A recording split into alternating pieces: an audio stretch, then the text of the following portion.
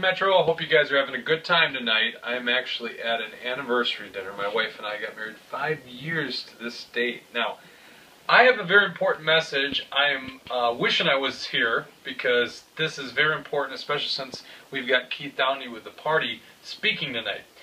We have got a real problem with the Republican Party brand. That brand is being identified by the people in office, these legislators that are going out there talking about limited government and fiscal responsibility and free markets and doing something completely different. Let's take a look at what happened here in this legislative session.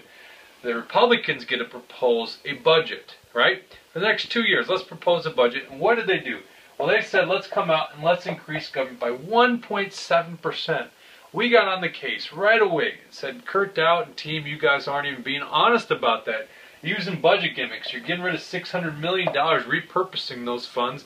You're leaving out $100 million in reserves. When you really crunch the numbers, they're increasing government by 3.5%. 3.5%. That's the Republican proposal.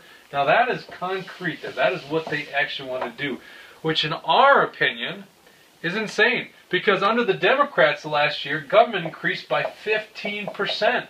So to go up any more would be just going along the trajectory that Democrats have laid for us in the last 2 years. In fact, we in the Tea Party think government needs to shrink. It's too intrusive in our daily lives. It's going against our liberties. Now, what happened? Well, they came out with a 3.5% increase, and obviously they got to talk to the governor and talk to the Democrats in the Senate and come up with a compromise. Our compromise should be no growth in government, right?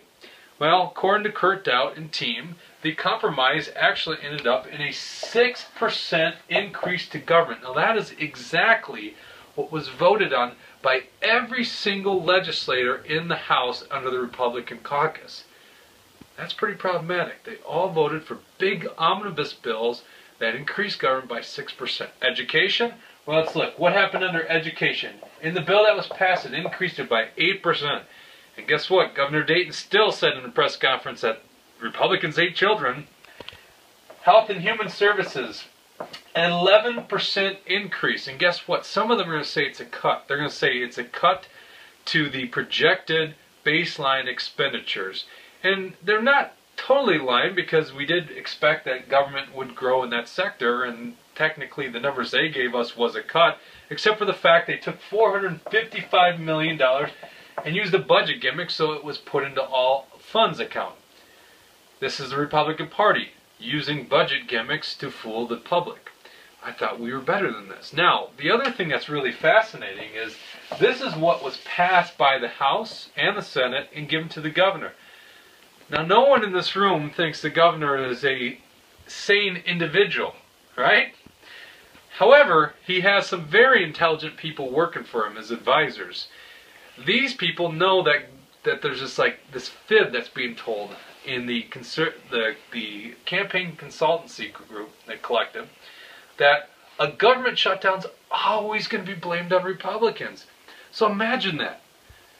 If the government shuts down, or there's a threat the government's going to shut down, the Democrats are going to get what they wanted. So what did Mark Dayton do? He said, you know what? We're going to veto the education bill, and we're going to veto 2 other bills, and the Republicans are going to have to cave. And of course, that's exactly what happened. Governor Crazy Eyes Dayton vetoed the education bill, and now we've got another $150 million going into education. This is the Republicans that have done this. On top of all that, they've added more pork and more stuff to these bills, the agricultural bill and I believe the jobs bill.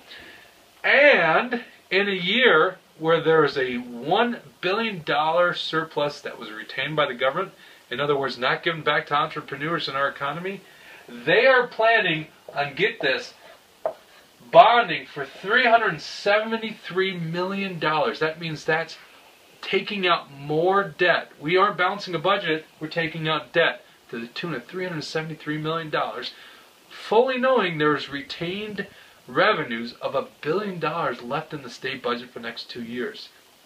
This is the problem the Republican Party has.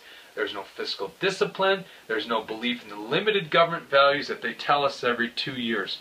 I think Keith Downey should have an answer to this tonight. I hope you guys press him on it, and I hope every single one of you guys goes and talks to your Republican legislators and tell them that this problem is a problem for them in the next election. Take care.